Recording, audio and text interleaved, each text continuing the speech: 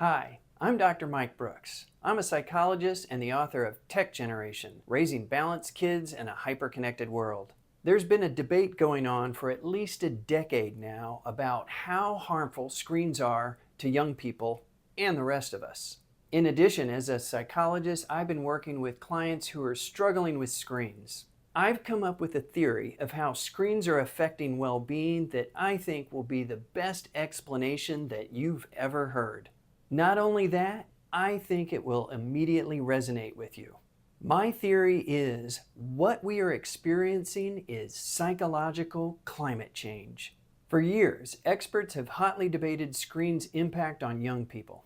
Social psychologist Jonathan Haidt's recent bestseller, The Anxious Generation: How the Great Rewiring of Childhood is Causing an Epidemic of Mental Illness, has intensified this debate. Haidt and other psychologists such as Jean Twenge claim rising mental health issues among youth stem largely from widespread smartphone and social media adoption.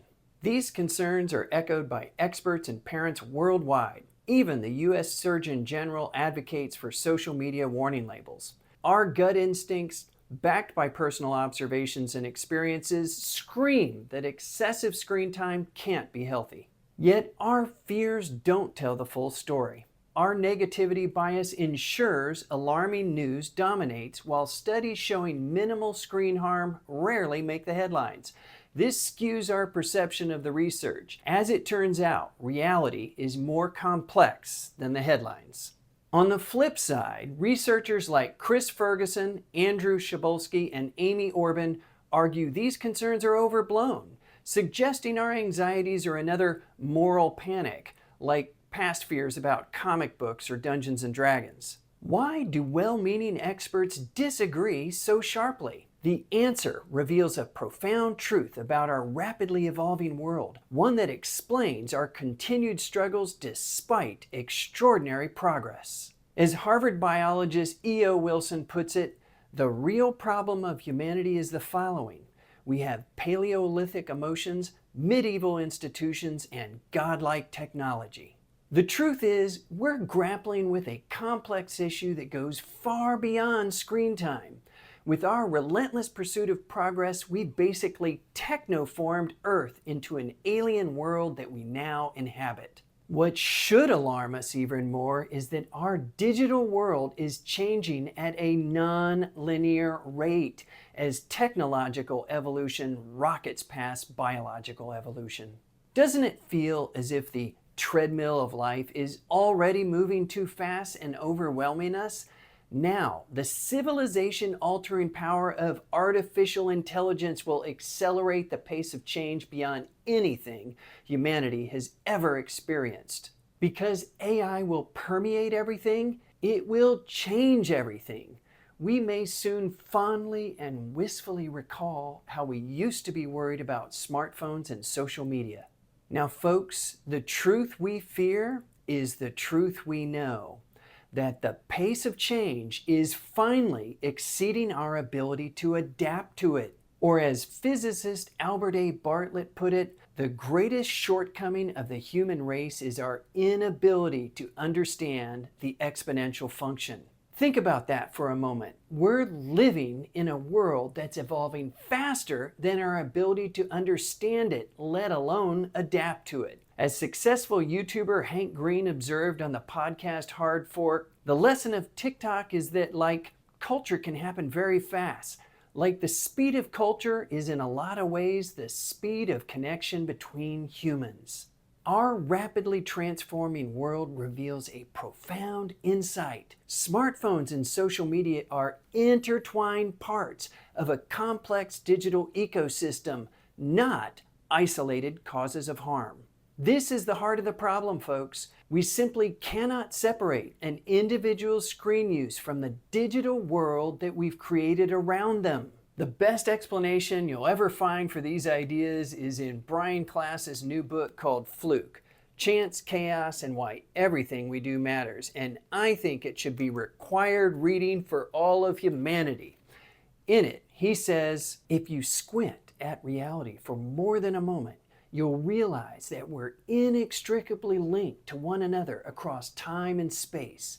In an intertwined world such as ours, everything we do matters because our ripples can produce storms or calm them in the lives of others. Within this complex system of our digital world, interconnected components interact in unpredictable ways. Small changes ripple through this network, potentially causing outsized influence through social contagion, feedback loops, and butterfly and cascade effects. This makes it virtually impossible to isolate the effects of screen time on well-being. Here's an example of exactly what I'm talking about. Parents read how harmful screens are on their screens, which causes them to feel fear. This in turn causes them to try to control the screen time of their kids. It leads to constant battles, nagging, criticizing. These fights then harm the relationship, and that's a type of suffering. In turn, these negative emotions are blasted out on social media and they spread like a virus. In my over 20 years of working with families with screen-related challenges, I found that the battles over screens are usually much more harmful than the screens themselves. The Screen Time Debates deadlock has inadvertently unveiled a paradigm-shifting reality we're facing: psychological climate change. We're not just dealing with devices, folks. We're experiencing a fundamental shift in our collective psyche. Just as global warming alters our planet's systems, this digital transformation is reshaping our minds in ways we can't fully hope to comprehend. As Martin Luther King Jr. said, we are caught in an inescapable network of mutuality, tied in a single garment of destiny. Whatever affects one directly affects all indirectly. And to think that he said this well before social media. Our complex digital world has rendered traditional research approaches obsolete within the social sciences. Both sides of the screen time debate are simultaneously right and wrong because they're examining separate aspects of an intricate, intertwined system. Isolating the effects of screens is like determining how much climate change contributes to a specific tornado. It's an exercise in futility. Consider this. Every time we pick up our smartphones, we're plugging into an ecosystem designed to capture our attention, influence our behavior, and shape our reality. The algorithms of attention trapture increasingly determine our experiences within our personalized digital worlds. Our traditional tools of understanding are overwhelmed by this digital tsunami. The pace of change, which we might call the treadmill of exponential acceleration, or TEA for short, is so rapid that we can no longer rely on science to light our way forward. By the time we collect the data on these swiftly evolving technologies, especially artificial intelligence, the findings are already obsolete. The rapid pace of change partly explains the replication crisis within social sciences. Things are just moving too fast. Here's the sobering reality, folks. We've had smartphones and social media for over a decade, yet we are still debating their impact on young people. If we can't reach a consensus on this, how can we hope to keep pace with the exponential changes brought by AI?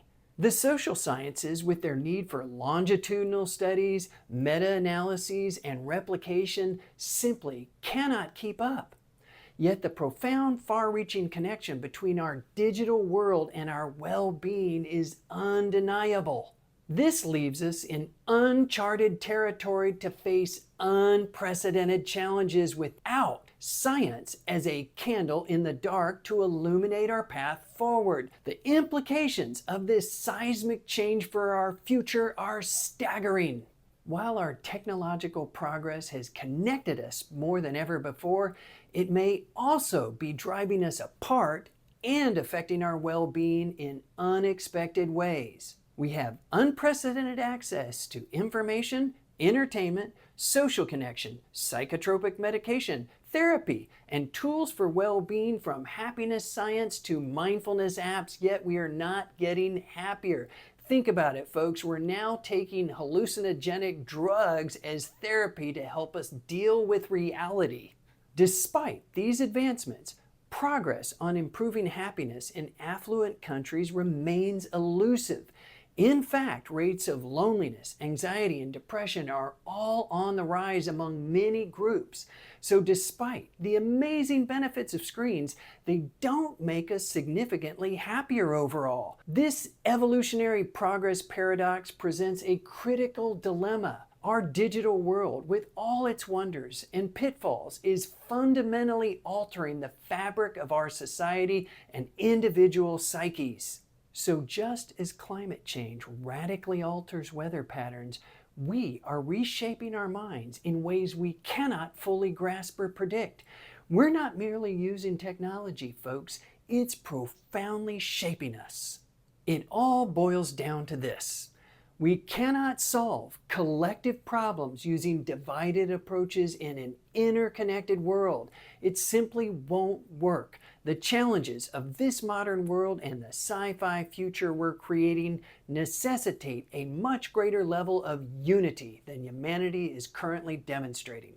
My fellow human beings, this brings us to the unity imperative, which calls us to transcend our differences and embrace our shared humanity because our global challenges demand it. As we hurtle into an AI-driven future, unity isn't merely the most skillful path forward, it might be the only path forward. To dive deeper into the unity imperative and explore how we can harness AI for humanity's greater good, check out the link to the full article in the description below. If these truths resonate with you, if you sense that our interconnected world demands greater unity, then share this message. Together, we can create the world that John Lennon could only imagine.